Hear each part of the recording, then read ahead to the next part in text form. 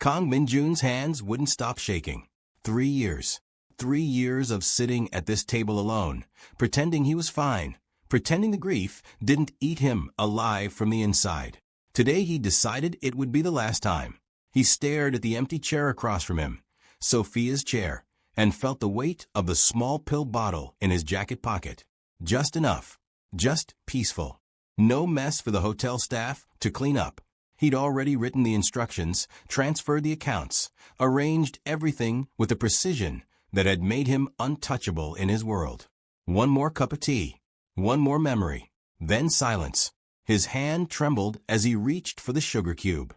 "Excuse me, sir." The voice shattered everything. Min-jun looked up, irritation flashing across his face before he could stop it. 2 identical girls stood beside his table. 10 years old, maybe. Dark braids, bright eyes, matching denim jackets over summer dresses. One had a small scar above her left eyebrow, the only way to tell them apart. The lounge seemed to hold its breath. No one approached Mr. Kang uninvited. Ever. "We're not supposed to talk to strangers," the girl with the scar said, glancing at her sister. "But this is an emergency," the other twin finished. Min-jun set down his teacup with deliberate slowness. Several nearby guests suddenly found their desserts fascinating. His fingers had stopped shaking. "Interesting. I'm certain the staff can help you find your parents." "That's the problem." The scarred twin stepped closer, seemingly unaware she was approaching the most dangerous man in 3 districts. "See that man in the boring suit by the entrance?" Min-jun followed her gaze. The hotel's security manager, Mr. Pearson, was indeed watching them. Pearson's eyes met Min-jun's for a fraction of a second before he looked away, sweat visible on his forehead even from this distance. "He's going to kick us out because we're unaccompanied minors disturbing the ambience." She made air quotes with impressive sarcasm for a 10-year-old. "Then perhaps you should wait outside." "Our mom is on a really important phone call," the second twin said, desperation creeping into her voice. "Her boss is being totally unreasonable about her taking tomorrow off for our school thing, and if she loses this job, we can't afford." "Maya, stop." The first twin grabbed her sister's arm. "Maya." So the one with the scar was... Min-jun felt the pill bottle pressing against his ribs. He should send them away. Finish what he came here to do. End this. But his hands had stopped shaking for the first time in hours. "What exactly do you want from me?" he asked. The twins exchanged a look, one of those silent conversations that only siblings could have. "Would you pretend to be our dad?" the scarred twin asked. "Just for like 5 minutes, until our mom finishes her call?" Min-jun actually laughed. The sound felt foreign in his throat, rusty from disuse. Around them, people shifted uncomfortably. They'd never heard Mr. Kang laugh before. Absolutely not. "Please." Maya clasped her hands together. "You look sad. Sad people are usually nicer than happy people." The observation hit him like a fist to the sternum. He stared at this child who'd somehow seen through his expensive suit and controlled expression, past the reputation that made grown men stammer, straight into the hollow space where his heart used to be. Not sad. Destroyed. Finished. Done. Except his hands had stopped shaking. "That's Mia's superpower," the scarred twin. "She sees things about people." "And Mia's superpower is being bossy," Maya added. "I prefer natural leader." Min-jun glanced at the empty chair. At Sophia's chair. She would have loved these children. Would have invited them to sit immediately, ordered them hot chocolate, made them laugh. What would Sophia want? Not this. Not the pill bottle. Not the ending he planned. "Mr. Pearson is coming over," Mia hissed. Indeed, the security manager was cutting across the lounge with purposeful strides, though his confident expression cracked with each step closer to Min-jun's table. Min-jun made a decision, maybe the last good one of his life. "Sit down," he said quietly. The twins dropped into chairs so fast they nearly toppled backwards. "If you're already hooked, drop a comment below. Trust me, this gets better." "Mr. Kang." Pearson arrived, slightly out of breath, his voice careful and measured. "I apologize for the disturbance. These children were instructed. These are my daughters." Min-jun's voice could have frozen water. "Is there a problem?" Pearson's confident expression crumbled into confused apology. Every ounce of blood drained from his face. I wasn't aware you had. I don't advertise my private life. Min-jun lifted his teacup with steady hands now, no tremor at all. Protecting these strangers required the same armor he wore when handling his organization's affairs. We're having tea, unless the Meridian Plaza has started discriminating against families. Of course not. My deepest apologies, Mr. Kang. Please, enjoy your afternoon. Pearson bowed before retreating. The twins stared at Min-jun with something approaching awe. That was amazing, Maya breathed. You didn't even raise your voice, Mia added. How did you make him so scared? Min-jun selected a lemon tart from a stand, placed it on a small plate, and slid it toward Mia. Then another for Maya. His silence was answer enough. The pill bottle felt lighter in his pocket. Less urgent. We won't make you regret this. They spoke in unison, then giggled. Min-jun watched them devour the tarts with unrestrained joy.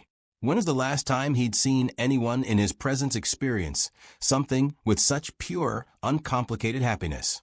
People were usually too terrified. Sophia loved lemon tarts too. She was never afraid of me. The thought didn't sting as badly as usual. Strange.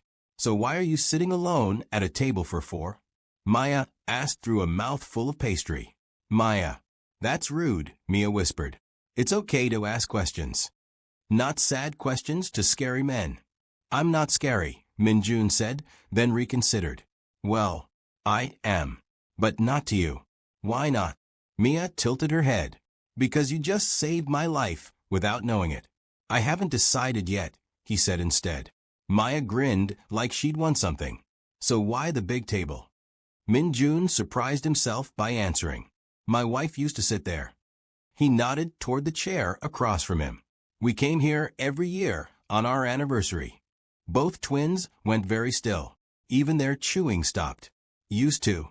Mia asked softly. She died 3 years ago, today. Oh. Maya's eyes welled up instantly. That's the saddest thing I've ever heard. It's certainly unbearable, Min-jun said, the honesty slipping out before he could stop it. Mia reached across the table and patted his hand with sticky fingers. The bodyguard position near the entrance shifted forward instinctively, but Min-jun shook his head slightly. Stand down. Our dad left when we were 5, Mia said. He said we were too expensive and too loud.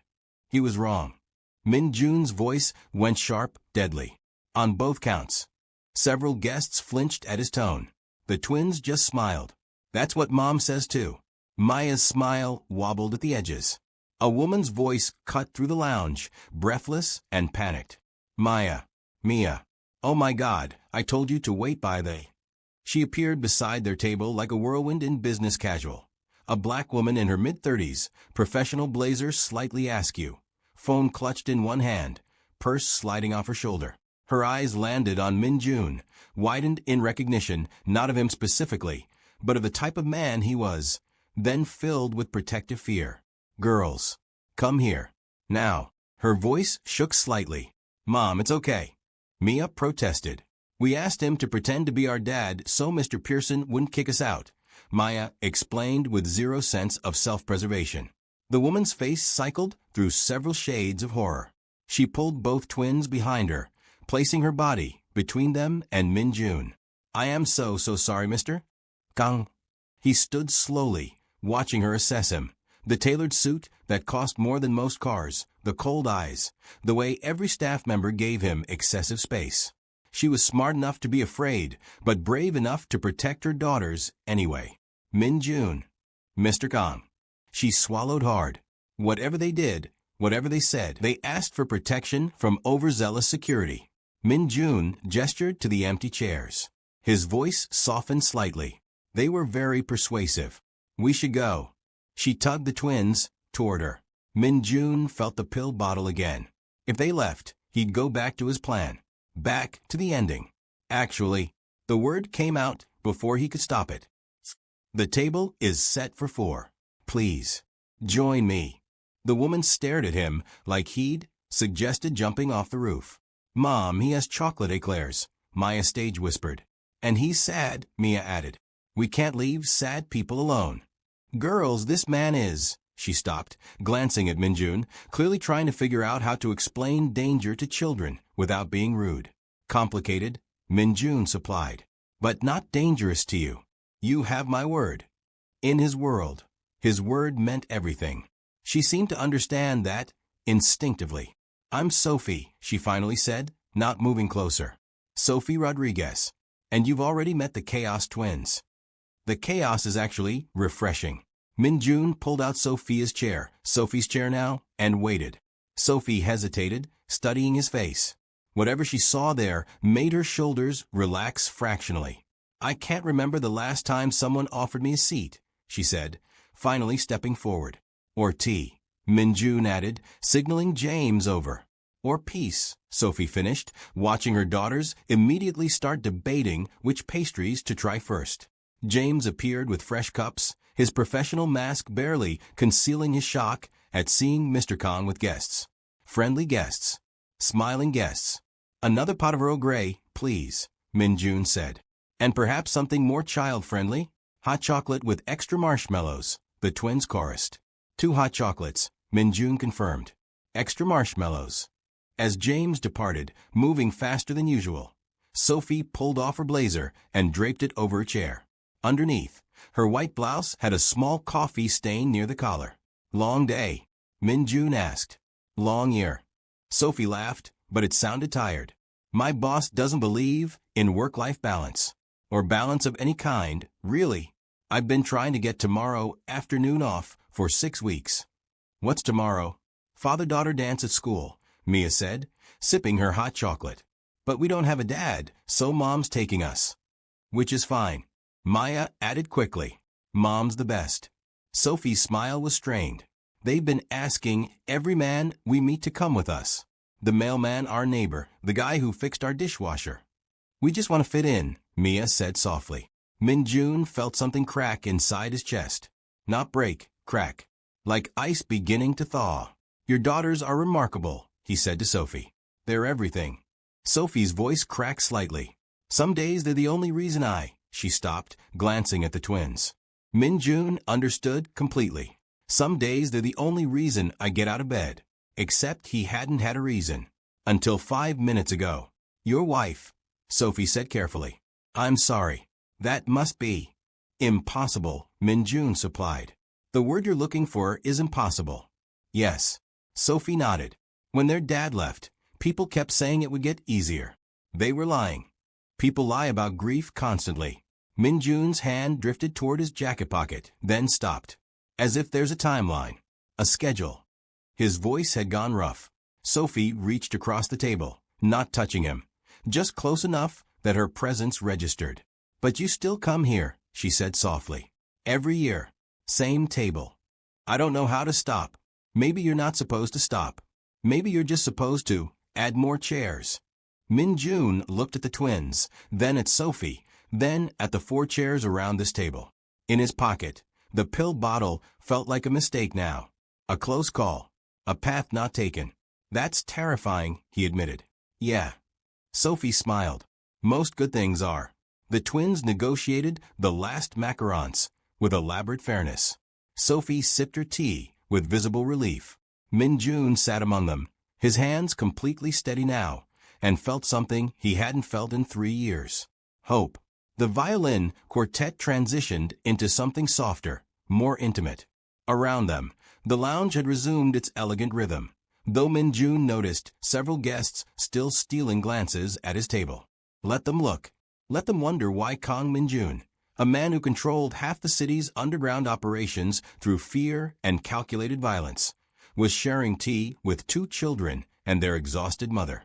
He didn't care anymore. So what do you do, Mr. Kang? Sophie asked, wrapping both hands around her teacup. The twins looked up from their hot chocolate, marshmallow mustaches forgotten, suddenly interested in adult conversation. I manage certain interests, Min-jun said carefully. Business ventures that require discretion. That's a fancy way of saying something mysterious, Mia observed. Maya leaned forward, eyes sparkling. Are you a spy? Maya. Sophie's face flushed. That's incredibly rude.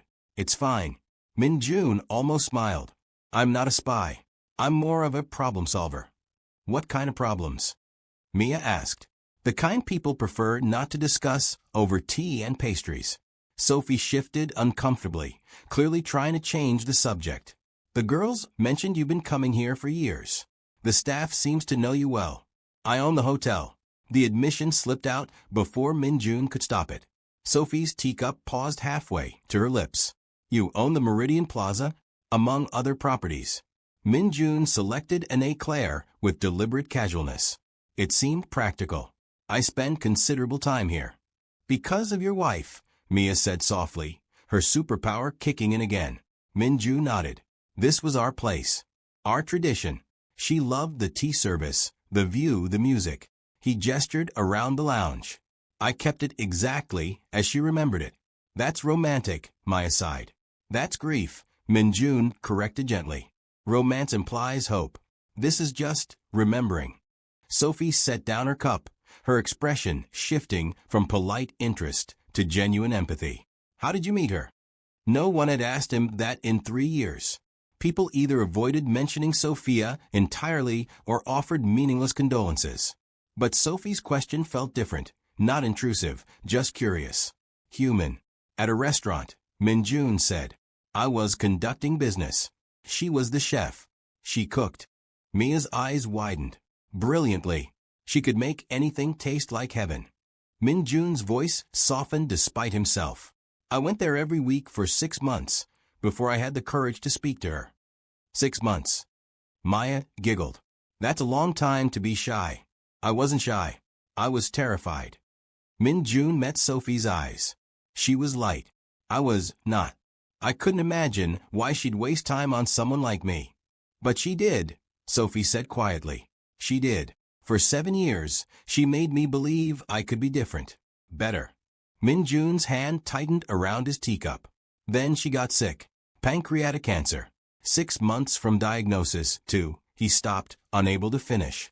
The twins had gone very still, their usual energy dimmed by the weight of adult sadness. Sophie reached across the table again, and this time her fingers brushed his. Just briefly. Just enough. I'm sorry, she whispered. So am I. They sat in silence for a moment, the quartet playing something melancholy and beautiful. James appeared with fresh tea, refilled their cups without a word, and disappeared again. What about you? Min-jun asked, needing to shift focus away from his own devastation. You mentioned a difficult boss. Sophie laughed, but it held no humor. Difficult doesn't begin to cover it. I run a catering company. Well, I work for a catering company. My boss, Richard, thinks 18-hour days and weekend shifts are building character. He sounds terrible, Mia declared. He is terrible, Sophie agreed. But he pays slightly better than my other options, and slightly better means the girls can stay in their school. So? She shrugged, exhaustion evident in the gesture. You went to culinary school? Min-jun asked. 2 years at the Institute of Culinary Arts. Top of my class. Pride flickered across Sophie's face, then faded. Then I got pregnant with these two, and fine dining doesn't really accommodate single mothers with twins. Your husband left when they were babies? Husband is a generous term. He was their father, technically, but he decided fatherhood required too much responsibility and not enough freedom. Sophie's jaw tightened. He signed away his rights when they were 5. Haven't heard from him since. Min-jun felt anger rise in his chest, cold, familiar anger. The kind that made men disappear in his other life. He's a fool, Min-jun said flatly. That's what I tell them. Sophie glanced at her daughters, who were now constructing an elaborate tower from sugar cubes. But they still ask about him sometimes. Wonder if he ever thinks about them. He doesn't deserve to think about them, Min-jun said, his voice harder than he intended. Sophie studied him carefully. You're very protective for someone who met us 20 minutes ago. I don't like injustice. Is that why you became a problem solver? Min-jun considered his answer. In truth, he became what he was through circumstances beyond his control. A brother to protect, debts to pay, violence that begot more violence until he stood at the top of an empire built on fear. But that wasn't a story for children's ears. Let's say I learned early that the world isn't fair, he said instead. And sometimes you have to make your own justice. That sounds lonely, Mia observed, her superpower striking again.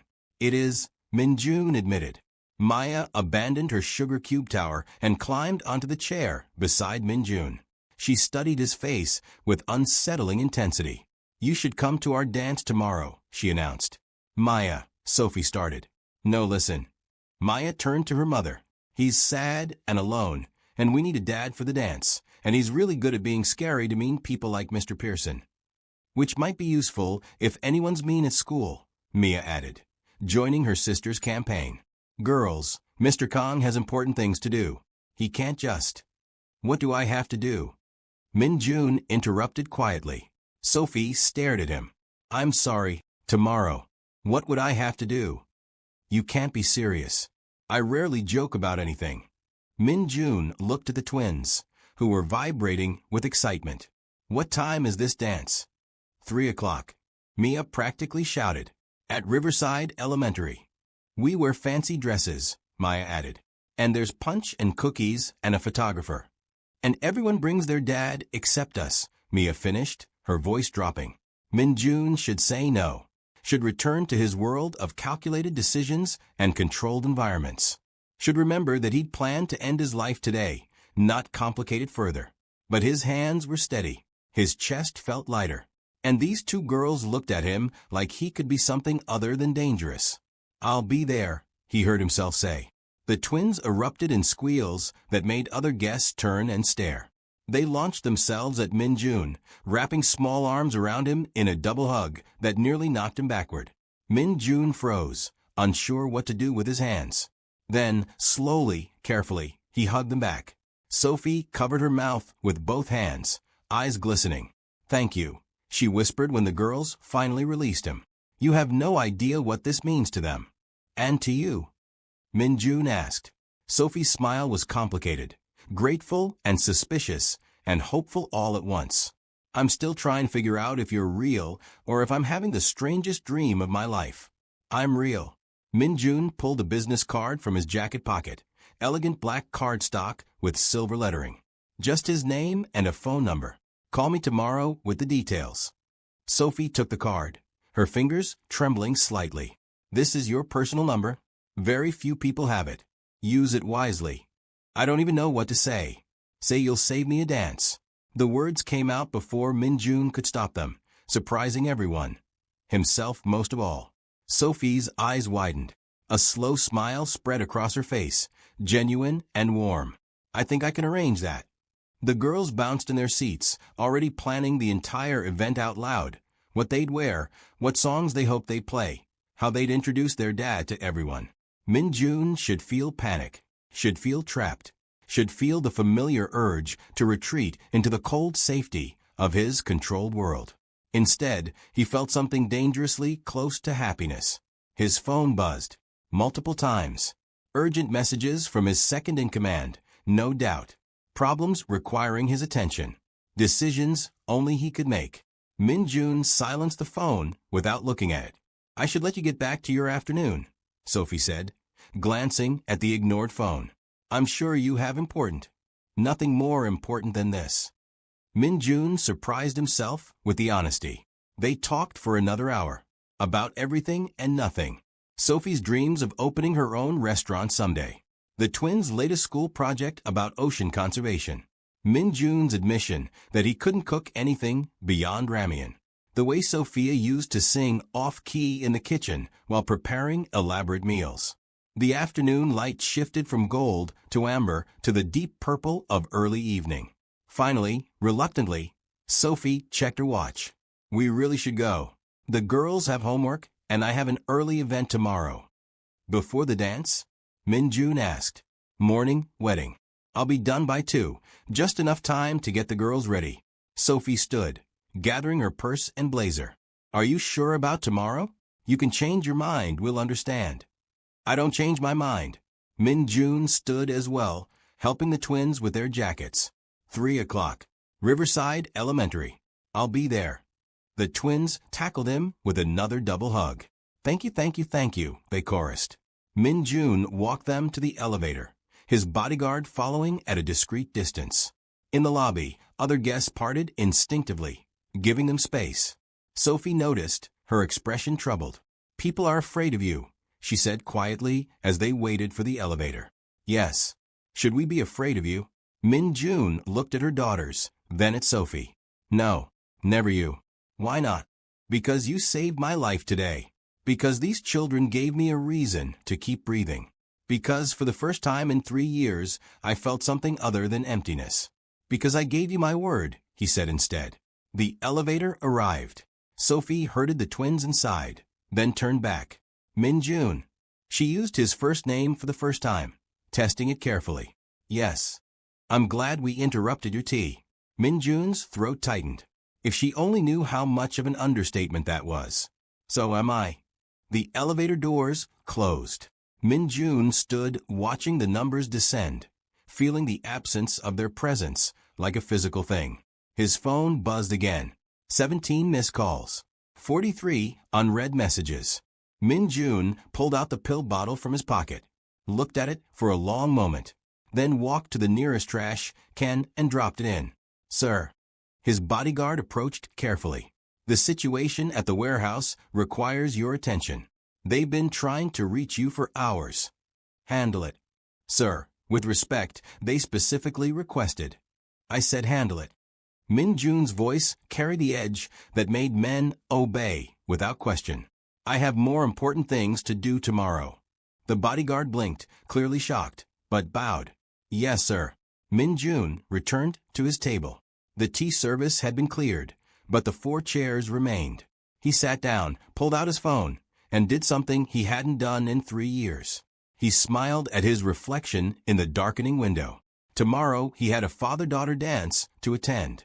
Tonight, he had preparations to make, starting with figuring out what one wore to an elementary school event when one's usual wardrobe consisted entirely of intimidation and expensive suits. His phone rang, his second in command. "What?" Min-jun answered. "Boss, we have a situation. The deal with the... Tomorrow. Handle everything tomorrow." "But..." "That's an order."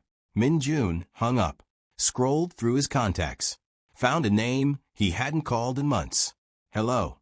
A woman's voice surprised. "Ji-woo. I need your help with something." "Min-jun? Is everything okay? You never call, unless..." "Everything is fine. Better than fine. I need you to help me shop for something." "Shop?" "You. For a children's event. Something appropriate.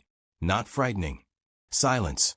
Then, "Who are you, and what have you done with Kang Min-jun?" "I'm serious. I can tell. That's what's terrifying me." Ji-woo laughed, but it sounded pleased. "When do you need this?" "Tomorrow. 3 o'clock. That's cutting it close." "I'm aware. This must be important." Min-jun thought of Maya's scar, Mia's superpower, Sophie's tired smile. "It is," he said quietly. "It's the most important thing I've done in 3 years." "Then I'll make it work. Meet me at my boutique at 10 tomorrow morning." "Thank you, Ji-woo." "Min-jun, I'm glad you called. You've been..."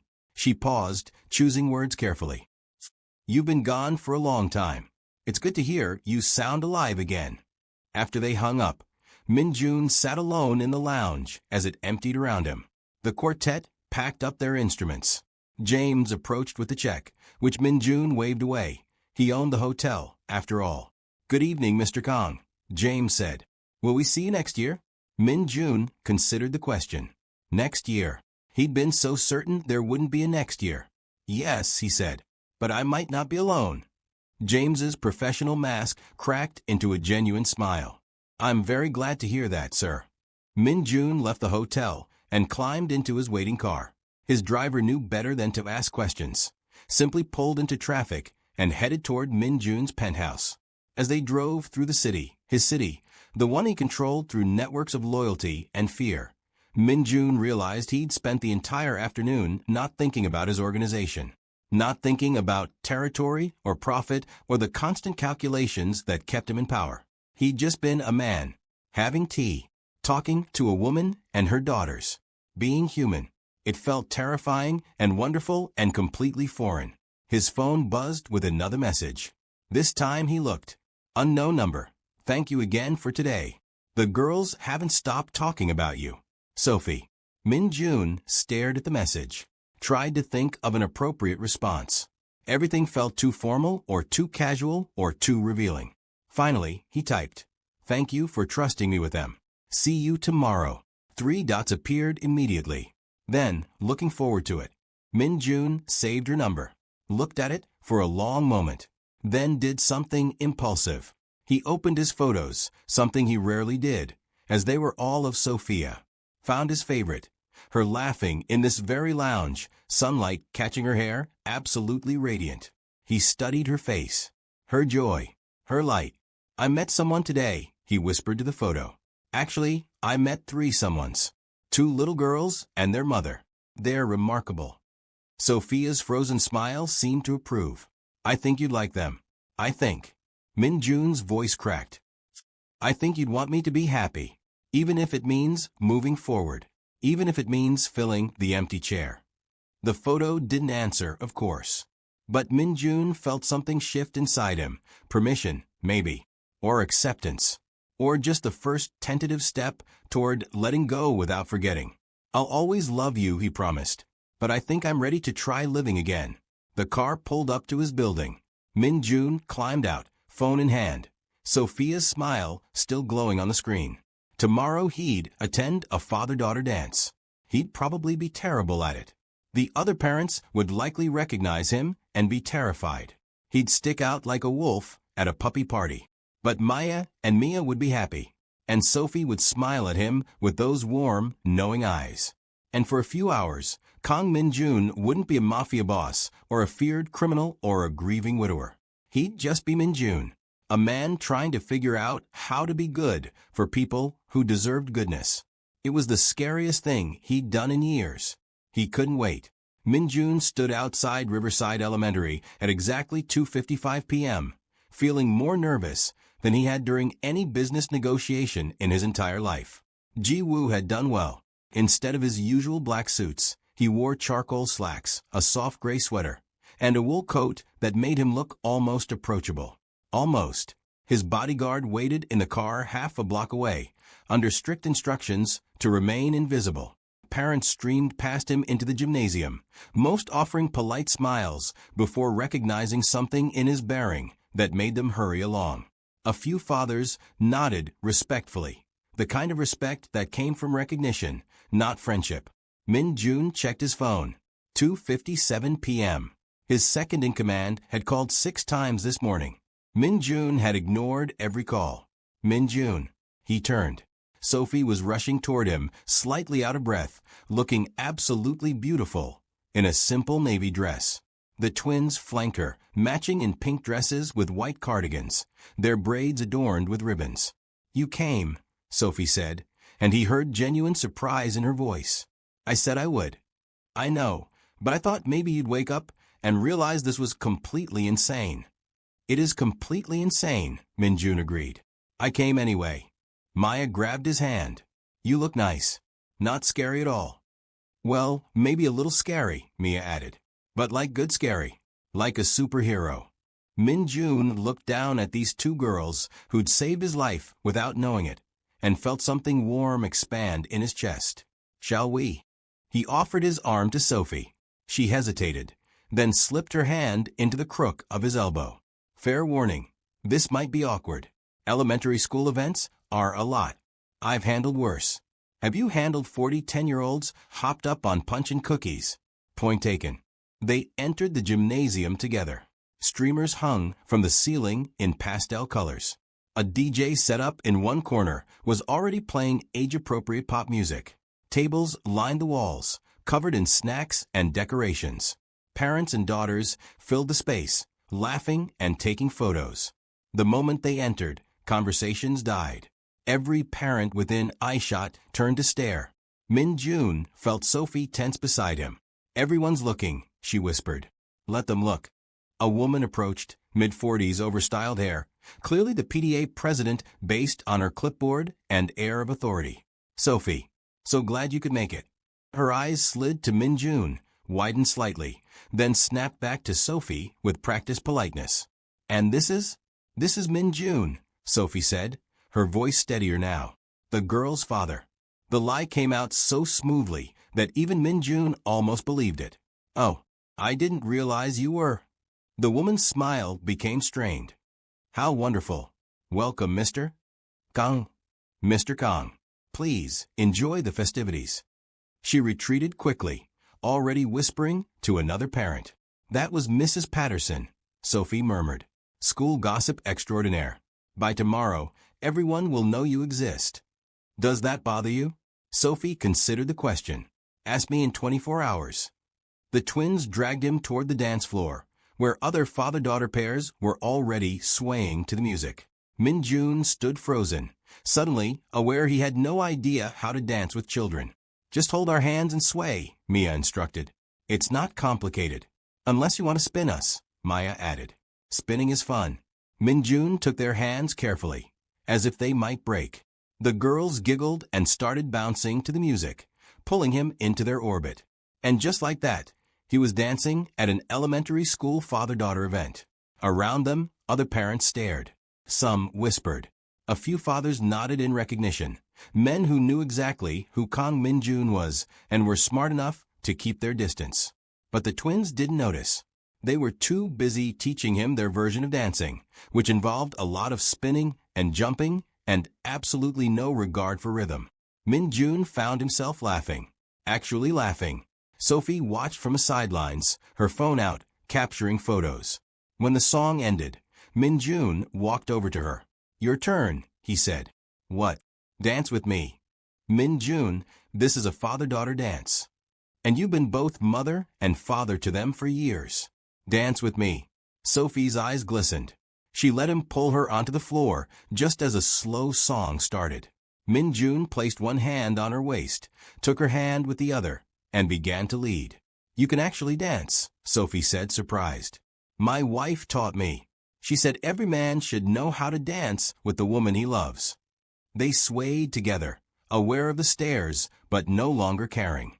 "This is insane," Sophie whispered. "Yesterday, I didn't know you existed. Today you're dancing with me at my daughter's school. Do you want me to leave?" "No."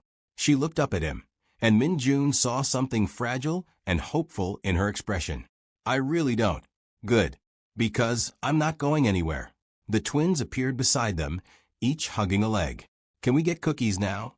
Maya asked. "Please." Mia added. Min-jun and Sophie broke apart laughing. "Go ahead," Sophie said. "But only 2 each." The girls raced toward the snack table.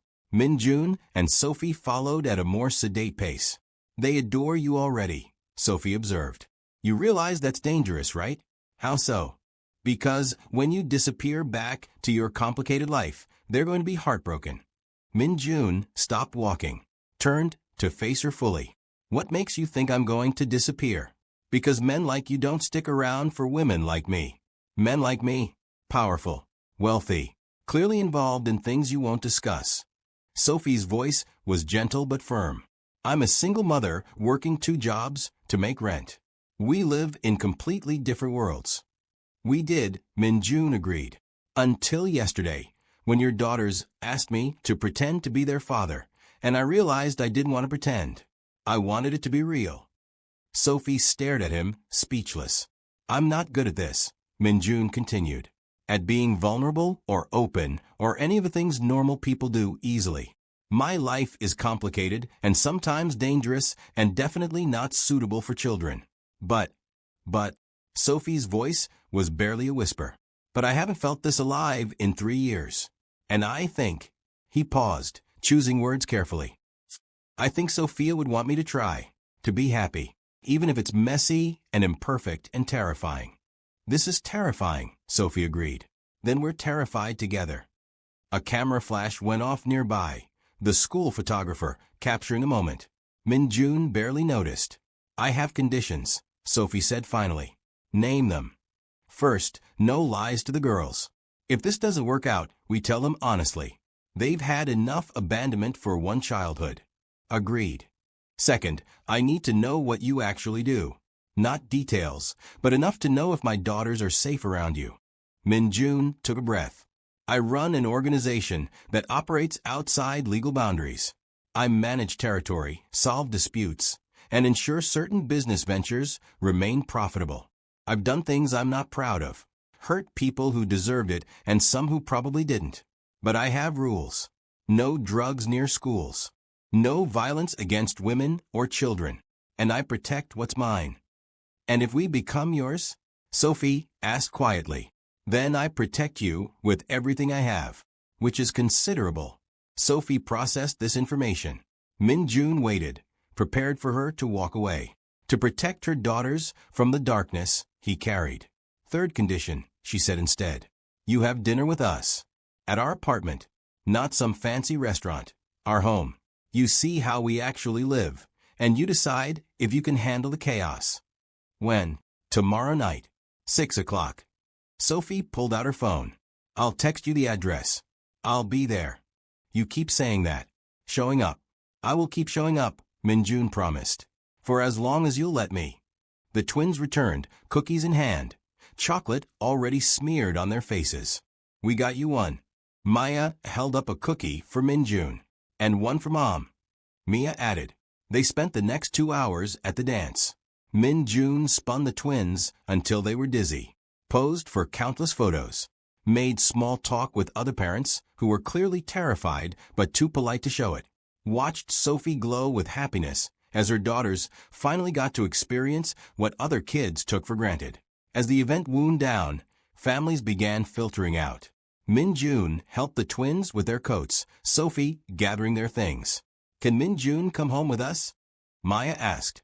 Not tonight, sweetie. He has work. But tomorrow? Mia pressed. Tomorrow he's coming for dinner, Sophie confirmed. The twins erupted in cheers loud enough to make other parents turn and stare again.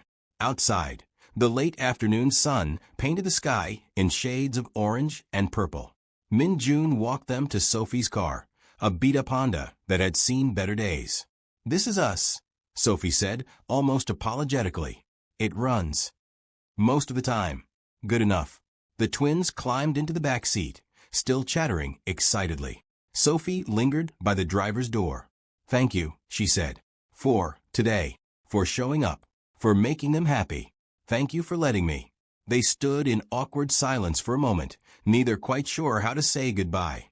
Finally, Sophie stood on her tiptoes and kissed his cheek. Brief. Warm. Perfect. Tomorrow. 6 o'clock. Don't be late. I won't. Min-jun watched them drive away, his hand touching the spot where her lips had been.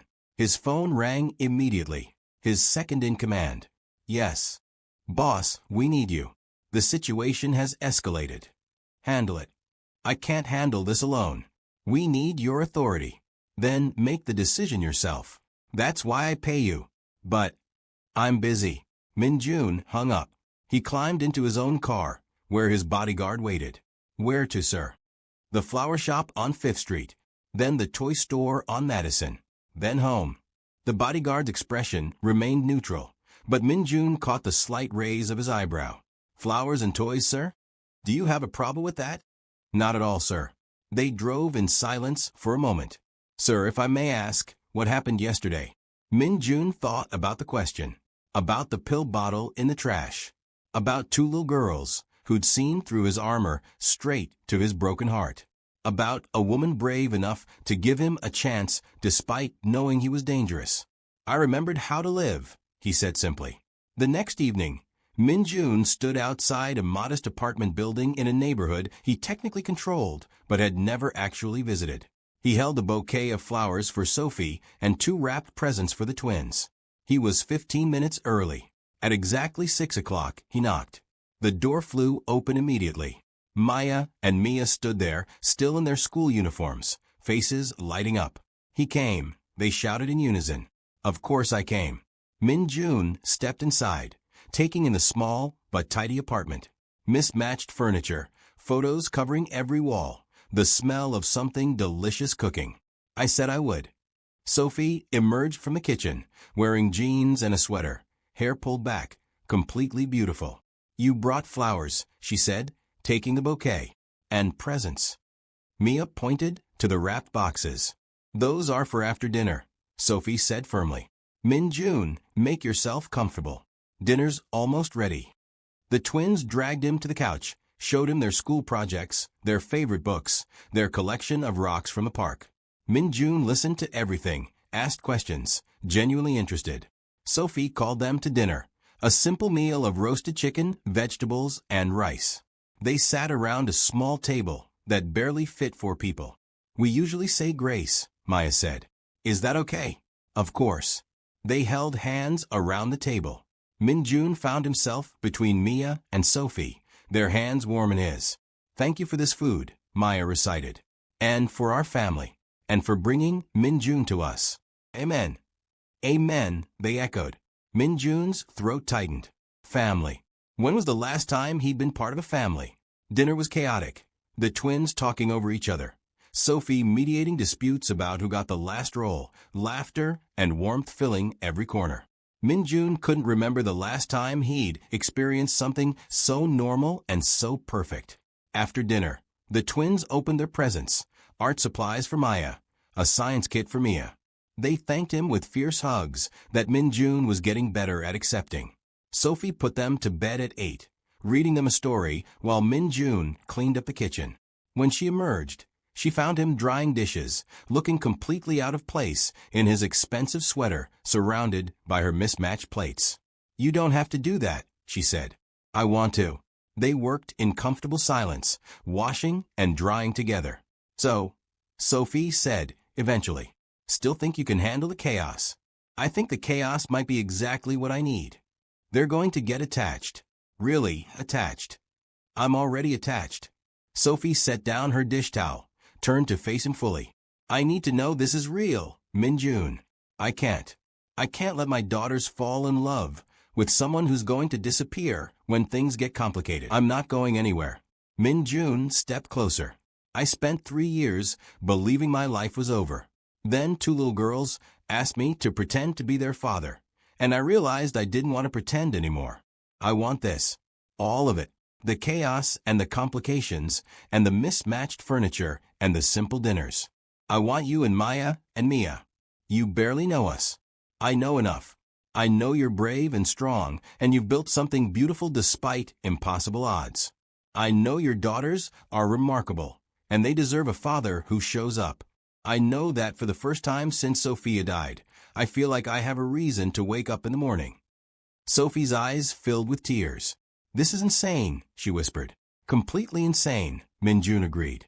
I have baggage, debt, an ex who might show up someday, a boss who will absolutely make my life difficult if I take any more time off. Give me his name. Min-jun. I'm serious. Give me his name, your debt, any problem you have. Let me help. I can't ask you to. You're not asking. I'm offering. Min-jun took her hands. Let me be part of this. Please. Sophie studied his face for a long moment. Whatever she saw there made her decision. Okay, she said softly. Okay, but we go slow. The girls need stability, not a whirlwind. As slow as you need. And you have to promise, if this gets too real, too messy, too much, you tell me. You don't just disappear. I promise. Sophie leaned forward and kissed him. Not on the cheek this time, but properly. Softly. Full of possibility. When they broke apart, Min-jun was smiling. What? Sophie asked. I haven't been kissed in 3 years. How was it? Worth the wait. They moved to the couch, talking until midnight about everything. Her dreams of opening a restaurant, his guilt about his organization, how to blend their impossibly different worlds. Min-jun was honest about his work, the dangers, the moral ambiguity. Sophie listened without judgment, asking questions, setting boundaries. I don't want the girls exposed to anything violent, she said firmly. They won't be. Ever. And if your work puts us at risk, then I'll handle it. That's what I do. I handle problems. What if the problem is you? Sophie asked quietly. Min-jun considered this. Then I walk away. I disappear from your lives completely. Because keeping you safe matters more than my happiness. That's not what I want. What do you want? I want you to stay. I want the girls to have a father who loves them. I want. Sophie paused, vulnerable. I want to not be alone anymore. Then let me stay. 5 months passed. Min-jun became a fixture in their lives: Sunday dinners, school pickups, bedtime stories. He taught the twins basic Korean phrases, helped with homework, attended every school event, gradually becoming less terrifying to other parents. His organization ran smoothly despite his reduced hours. Turned out delegating actually worked when you had competent people. Sophie quit her catering job. Min-jun helped her start her own company, not charity, but a proper business loan with strict repayment terms because Sophie's pride demanded it. Within 3 months, she had more clients than she could handle. They hadn't defined what they were, not officially, but Min-jun kept a toothbrush at the apartment. Sophie had a key to his penthouse. The twins called him Min-jun, but introduced him as our dad to anyone who asked. It was messy and complicated and absolutely perfect. Then, one Tuesday in October, Mia fell at school. Broke her arm badly enough to require surgery. Min-jun was in the middle of a critical meeting when Sophie called, voice shaking. "They're taking her to Mercy Hospital. I'm stuck across town at an event. I can't get there for at least an hour. I'm already leaving." Min-jun stood, collected his coat, and walked out while his associates sat in stunned silence. He'd never left a meeting early, ever. He reached the hospital in 20 minutes, found Mia in the ER, terrified and in pain. Maya sat beside her, trying to be brave. "Min-jun." Mia's face crumpled with relief. "It hurt so much." "I know, sweetheart. But the doctors will fix it." He took her good hand, let her squeeze as hard as she needed. "I'm here. I'm not going anywhere." The nurses tried to make him leave. "Family only." Min-jun's expression stopped them mid-sentence. "I am family," he said quietly, but with absolute authority. They didn't argue. He stayed through the x-rays, the discussions with surgeons, the terrifying wait during the procedure. When Sophie finally arrived, breathless and panicked, she found Min-jun in the waiting room with Maya asleep against his shoulder. "How is she?" Sophie asked. "Surgery went well. She'll be in recovery soon." Min-jun stood carefully, transferring Maya to a chair. "The surgeon said she'll heal perfectly." Sophie collapsed into his arms, sobbing with relief. Min-jun held her, stroking her hair, murmuring reassurances. "Thank you," she whispered. "Thank you for being here. Where else would I be?" When Mia woke up, groggy from anesthesia, she looked around the hospital room at Min-jun, Sophie, and Maya. "We're all here," she said, smiling despite the pain. The whole family. Min-jun felt something click into place. This was his family now. These 3 people were his reason for everything.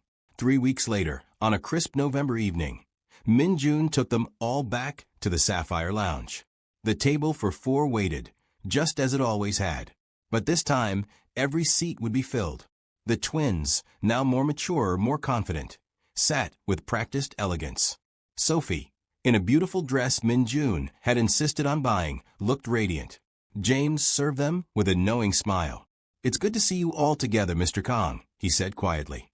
Min-jun looked around the table, at Maya's bright eyes, at Mia's cast, covered in signatures and doodles, at Sophie's warm smile. 3 years ago, he'd sat here alone, planning to end his life. Now he sat surrounded by the people who'd saved it. "Sophie," he said, his voice steady despite his racing heart. "Maya, Mia, I have something to ask you." He pulled out a small box, not just 1 ring, but 3.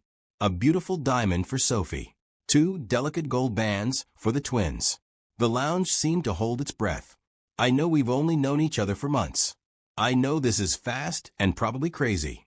But," Min-jun looked at each of them in turn, "you 3 are my family.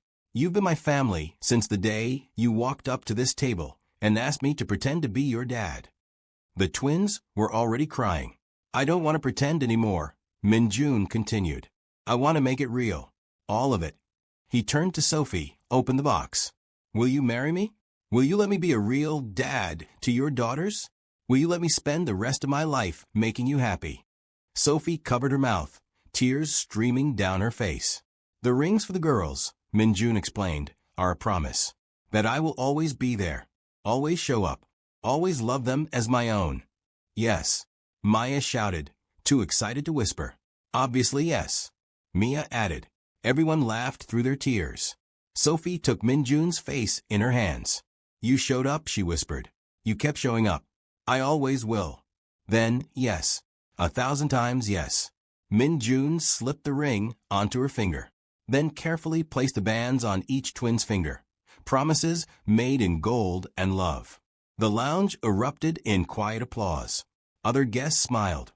James wiped his eyes discreetly. The quartet began to play, the same song that had played when Sophia sat in this chair years ago. But this time, it didn't hurt. This time, it felt like a blessing, like permission to be happy again. Min-jun stood, offered his hand to Sophie.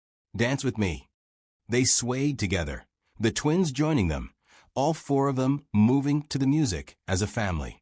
Min-jun caught his reflection in the window, no longer alone, no longer broken. Just a man who'd found his way back to life through two brave little girls and their remarkable mother. I love you, he whispered to Sophie.